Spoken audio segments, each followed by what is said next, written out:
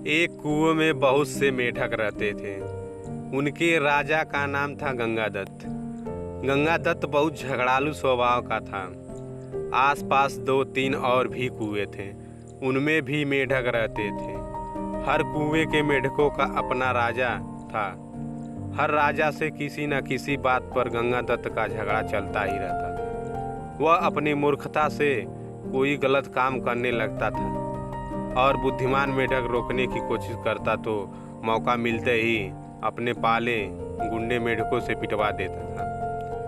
कुएं के मेढकों के भीतर गंगादत्त के प्रति रोष बढ़ता जा रहा था। घर में भी झगड़ों से चैन न था।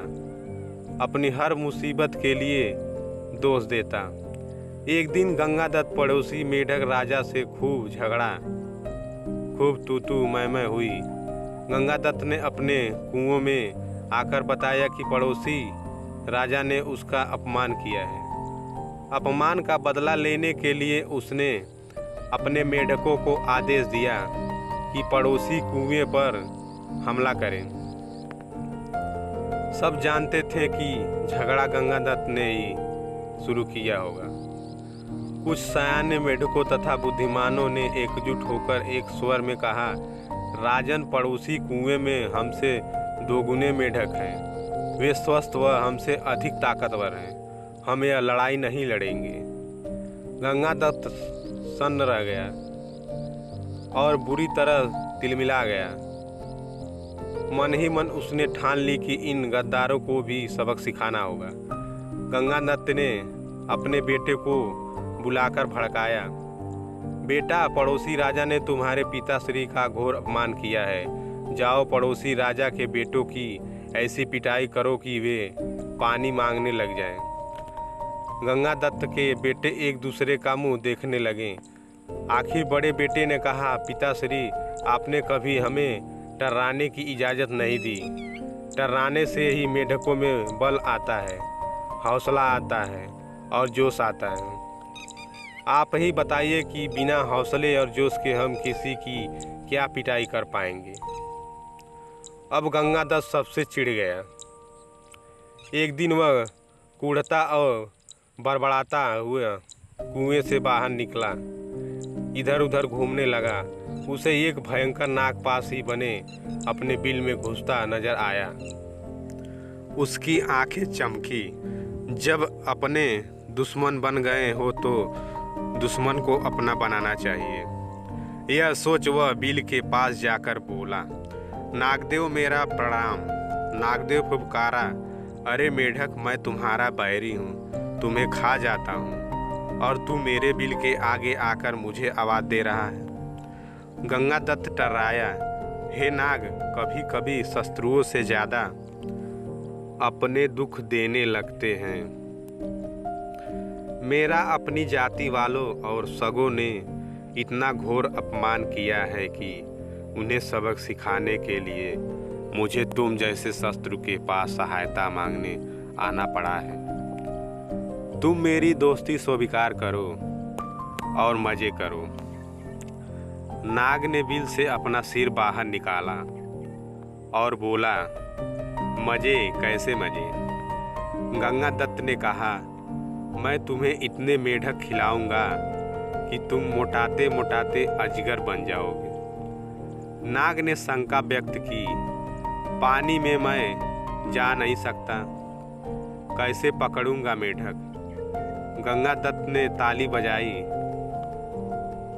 नाग भाई, यही तो मेरी दोस्ती तुम्हारे काम आएगी। मैंने पड़ोसी राजाओं के कुओं पर नज़र रखने के लिए अपने जासूस मेढकों से गुप्त सुरंग खुदवा रखी है।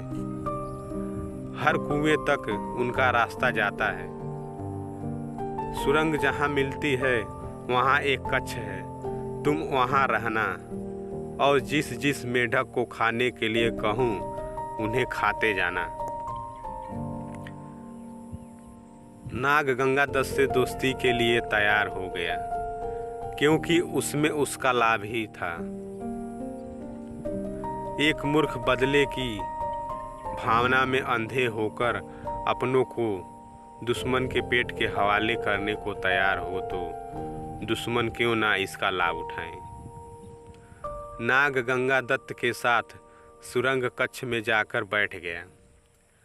गंगा दत्त ने अपने पहले सारे पड़ोसी मेढक राजाओं और उनकी प्रजाओं को खाने के लिए कहा।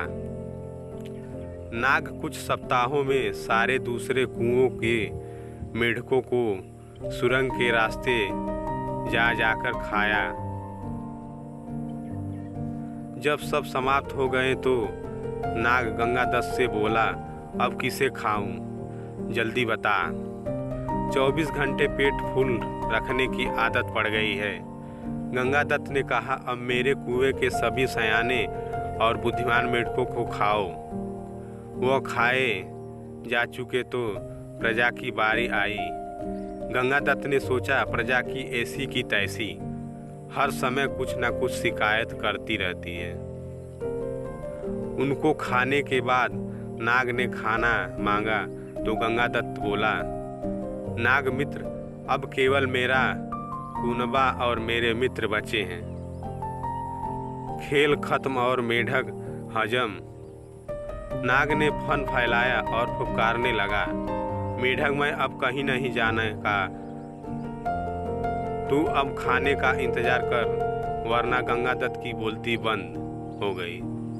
उसने नाग को अपने मित्र खिलाए, फिर उसके बेटे नाग के पेट में गए। गंगा दत्त ने सोचा कि मैं और मेढकी जिंदा रहे तो बेटे और पैदा कर लेंगे। बेटे खाने के बाद नाग फुफकारा और खाना कहा है। गंगा दत्त ने डकर कर मेढकी की ओर इशारा किया। गंगा दत्त ने स्वयं के मन को समझाया, चलो बूढ़ी मेढकी से छुटकारा मिला, नई जवान मेढकी से विवाह कर नया संसार बसाऊंगा। मेढकी को खाने के बाद नाग ने मुंह फाड़ा। खाना गंगा दत्त ने हाथ जोड़े, अब तो केवल मैं बचा हूँ, तुम्हारा दोस्त। गंगा दत्त, अब लौट जाओ। नाग बोला, तू कौन सा मेरा मामा लगता है, और उसे हड़प गया। इसलिए कहा जाता है, अपनों से बदला लेने के लिए जो दुश्मन का साथ लेता है उसका अंत निश्चित है। दोस्तों, कहानी अच्छा लगा हो तो वीडियो को लाइक और चैनल को सब्सक्राइब करना ना भूलें। जय हिंद।